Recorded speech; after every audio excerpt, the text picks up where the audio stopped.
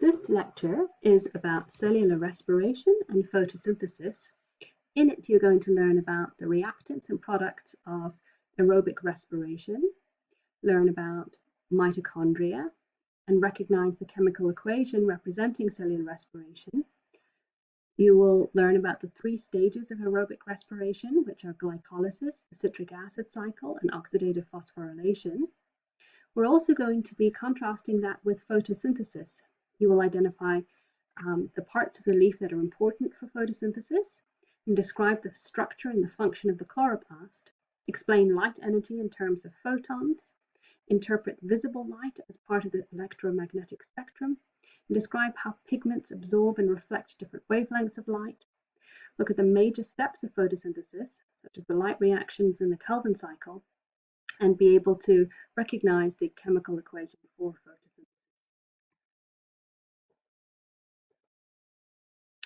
So as a quick recap from the last lecture, energy in a cell is found in the form of adenosine triphosphate. So in the back of your mind, you need to be thinking about how we make adenosine triphosphate and how it can be used in the body. Cellular respiration is the way in which both plants and animals and fungi can break down the energy from carbohydrate and capture that energy in the form of ATP.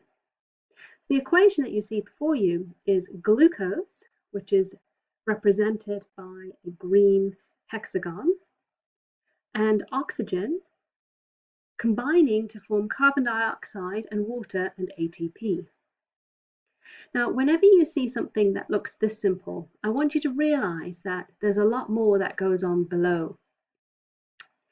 There are actually many steps to this process, and each of those steps is modulated by an enzyme. So we'll have to follow that as we go along. In this equation, oxygen and glucose are used up. So these are your reactants. Carbon dioxide and water are your waste products, and ATP is the desired outcome. In eukaryotic cells, such as plant and animal cells, the location of ATP production is in the mitochondria. The mitochondria evolved from independent bacteria by a process called endosymbiosis, which we'll learn about later this semester.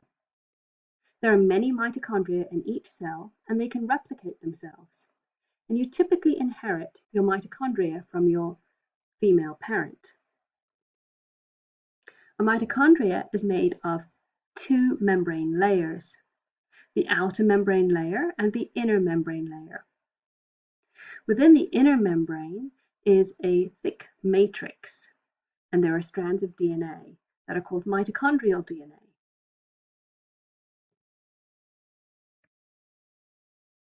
There are three steps to cellular respiration.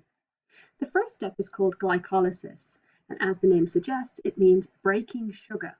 Glyco, sugar, lysis, to break. This happens in the cytoplasm. Steps 2 and 3 happen in the mitochondria. The second step is called the Krebs cycle, and this creates carbon dioxide from the broken up sugar, and it happens in the matrix of the mitochondria. The third and last step is called electron transport and ATP synthesis. This is the creation of ATP, and it happens on the mitochondria's inner membrane. So if we expand this and look at it in a little bit more detail, glycolysis happening in the cytoplasm is the breaking of a 6-carbon sugar into 2 3-carbon molecules called pyruvate molecules. Pyruvate is then bonded to create something called acetyl-CoA. Acetyl-CoA then enters the mitochondrial matrix and enters the Krebs cycle. At this point, carbons are broken off from the acetyl-CoA to generate carbon dioxide, and a very small amount of ATP is made. At the same time, what happens during the Krebs cycle is special molecules called electron transporters are charged up with electrons, and those electrons are then moved in the electron transport chain, which is found on the inner membrane of the mitochondria. The movement of those electrons along the mitochondrial inner membrane generates large quantities of ATP, and the process is called oxidative phosphorylation. Now, you don't need to memorize all of these details. I wanted to show you that glycolysis, while it looks like it's a very simple process where you start with glucose and you end up with two pyruvate molecules, that there's actually multiple steps involved. You've got hexokinase, phosphoglucose isomerase, phosphofructokinase, fructose bisphosphate aldose. We can go on. We've got 1, 2, 3, 4, 5, 6, 7, 8, 9, 10 steps, and each step has got its own unique enzyme. The Krebs cycle is equivalently complicated.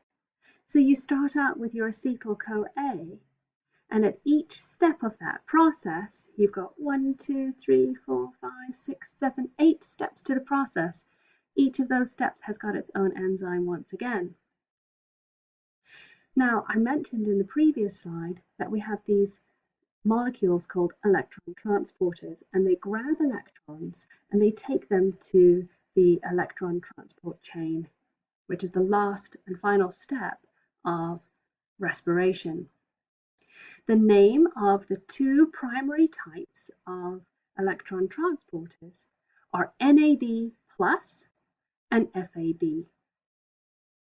I like to think of them as Uber and Waymo.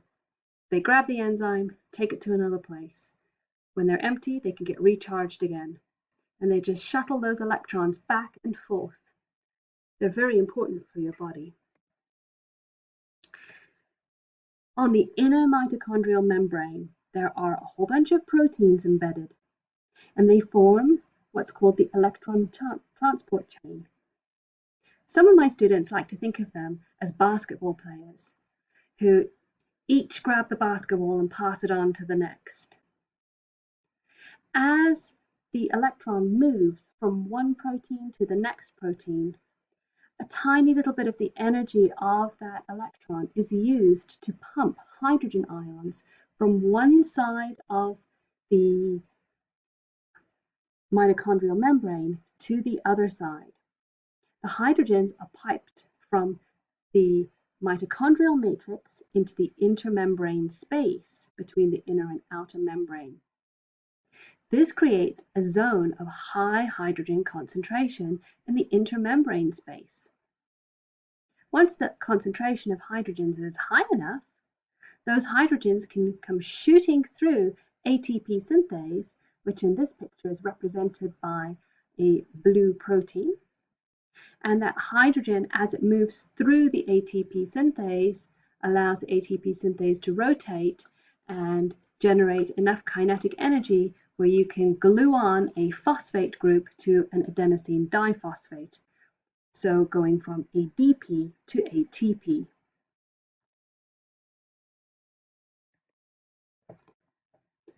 Now, what we just described is a type of respiration called aerobic respiration. Aerobic means it's using oxygen gas. There are other common forms of respiration, including two types of anaerobic respiration, which do not use oxygen. These will be important for you when you're doing your lab. The first type is called fermentation. I jokingly like to say that this is my favorite one because this is how you make bread. It's a common process in yeast, and it creates ethanol and carbon dioxide. The yeast starts to break down sugar, but there is no oxygen to receive those electrons. And so what happens instead is you have the formation of ethanol and carbon dioxide. Now, when you're making bread, the ethanol evaporates and the carbon dioxide helps to blow little bubbles in the dough so that you have a nice spongy bread. Lactic acid fermentation is something that can happen in your body. If you perform really intense exercise, like high intense activities, In our family right now, we're following Joe. I don't know if you know who Joe is. PE with Joe is fantastic. This guy does a PE class every single day, and that exercise will result in lactic acid fermentation. So you're working out faster than your body can bring in oxygen to help receive those electrons. So what happens instead is your body says, okay, well, at least I can get a tiny bit of energy from breaking up sugar into lactic acid. But over time, what happens is the lactic acid builds up in your muscles and it burns and it hurts. And then you have to take a few minutes to break down that lactic acid, and then you can start all over again. Photosynthesis is probably the most important chemical reaction that you will learn about in this course. And it's probably the most important chemical reaction on the planet. This is the process where plants take the energy from the sun and turn it into chemical energy that can be used by plants, can be used by animals, and it generates the energy system for the entire planet. So if you look at this equation, the funny thing is, it almost looks like a perfect reversal of respiration. In photosynthesis, you take 6 carbon dioxide molecules, 6 water molecules, some sunlight, and bam, you've got a sugar molecule, C6H12O6, and you've got 6 oxygen molecules, and that's the oxygen that you breathe. Photosynthesis happens inside of an organelle that is found inside of plant cells called the chloroplast. The chloroplast evolved by endosymbiosis, which we'll learn more about this semester. And the chloroplast, like mitochondria, has got an outer membrane and it's got inner membranes, but it actually has 3 levels of membranes. It's got an outer membrane, an inner membrane, and then the last membrane is called a thylakoid membrane. Thylakoid membranes form little disc-like structures called thylakoids, and a stack of them is called granum. And inside of the thylakoid is something called a lumen, and the grana, or the stacks of thylakoids, float around in something called a stroma. Now, most of the photosynthesis that you might be thinking about is going to be happening in classic leaves. So I'd like you to think about a sunflower leaf. The sunflower absorbs water in its roots and it transports it to cells in the leaf with special structures called xylem. Carbon dioxide and oxygen can diffuse in and out of the leaf through holes called stoma. That's how you get the basic starting ingredients for photosynthesis. So carbon dioxide diffuses in through the stoma, which are little holes on the bottom of leaves, and then the water is brought up from the roots by that process of cohesion. If you remember, we talked about cohesion a few weeks ago. Photosynthesis has 2 stages to it. The interesting thing about these 2 stages is when you start looking at the details of them, they're an almost perfect reversal of respiration. With respiration, you ended with an electron transport chain, a bunch of proteins that throw an electron between them and generate a hydrogen ion gradient. But with photosynthesis, you start with an electron transport chain. The first stage to photosynthesis is called the light reactions, and this happens on the thylakoid membrane inside the chloroplast. The second part is called the Kelvin cycle. It's sometimes called the dark cycle because, or the dark reaction, it doesn't have to happen when the sun is shining, and this happens in the stroma of the chloroplast. So let's back up a little. What is sunlight? I'm embarrassed to say that it took until I finished college to distinguish between photons and electrons. Photons and electrons are both types of subatomic particles, but they're different from each other. An electron has a negative charge and has a very, very tiny mass and has no spin. But a photon has got no mass, it's got half a spin, and it's got no charge. So they're actually different in their fundamental properties. So here is a picture of what's called the standard model of elementary particles. This is a physicist's version of a periodic table. So it's for the subatomic particles. So you can see an electron is in a very different part of that model than photons.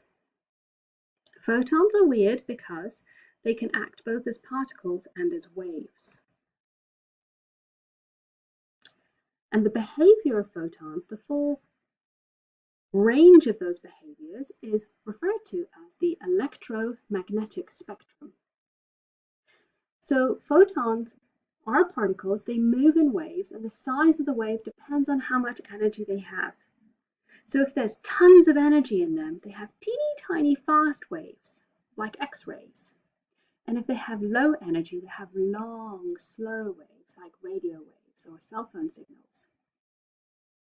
Visible light is actually a collection of wavelengths that range between 400 and 700 nanometers.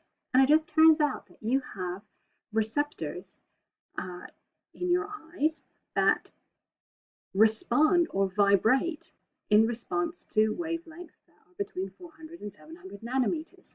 We call that visible light, and that's the rainbow of light. It goes from red, orange, yellow, green, blue, and violet. But there are many forms of photons that you know and love. So for example, if you want to heat up your tea, and I definitely need to heat up mine now, you will put it in the microwave. Microwaves are quite large waves, but what they do is they can bump into the water molecules in your cup of tea and make those water molecules move. And as we've discussed before, when you make a molecule move more, that increases its temperature. Radio waves have got very large wavelengths, and their wavelengths are so large that they can move right through your body, right through buildings, and not damage anything or heat you up. So right now, you've got radio waves flowing through you, all the cell phone signals, satellite signals, GPS, etc., and you're fine. It's not going to damage your body. On the other side of the spectrum, we've got wavelengths like ultraviolet. Ultraviolet radiation can be quite bad for you. It can cause damage to your skin cells. It can cause cancer. X-rays, if you have too many X-rays, that can also cause problems for you. And a gamma ray will melt you. So, a photon is not just a photon, but it has properties depending on the energy in it. Now, plants typically use photons that are close to the visible spectrum of light. Chlorophyll absorbs energy in the following ranges. It has high absorption between 400 and 500 nanometers and high absorption between 600 and 700 nanometers. It's a protein complex that is found in, it's not a protein complex. It is found in protein complexes in the thylakoid membranes. So chlorophyll doesn't actually absorb green wavelengths. This is funny. Why are plants green? They're green because that's the one color that's not being used. It's being reflected back, and so you see whatever was not absorbed, but it is absorbing blue light and red light, and a little bit of yellow light as well. And when chlorophyll absorbs the photons, it becomes energized and it starts vibrating, and that can be used to throw electrons. So in the light reactions, there's a variety of different proteins that are in the thylakoid membrane. You don't need to remember them all. I just want you to pay attention to two of them that are bright green. One is called PS2 and one is called PS1. These are photosystems, and the photosystems have got lots of chlorophyll in them. When the sun shines, chlorophyll in the photosystems vibrates, and it allows those photosystems to take water and to split hydrogen ions away from oxygen. So we have the production of oxygen gas immediately, and then we have the production of hydrogen ions. And this should trigger your brain. When you have lots of hydrogen ions, you can build a gradient of those, and they can move through ATP synthase to create ATP. So the light reactions are a reaction where sunlight shines, water is split to create oxygen gas and hydrogen. Those hydrogen ions are used to energize ATP synthase, and you have the production of ATP. So bam, we've got ATP. But is there an efficient way to store the excess energy from ATP? Well, that's what the dark reactions are. The dark reactions are also called the Kelvin cycle, and this happens in the stroma of the chloroplast.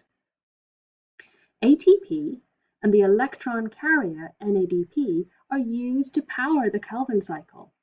What they do is they take the energy from ATP and the electrons to glue together carbon dioxide molecules to make a 3-carbon sugar called 3PG. And when you have a whole bunch of 3PG or 3-carbon sugars, you can glue those together to make a 6-carbon sugar, such as glucose.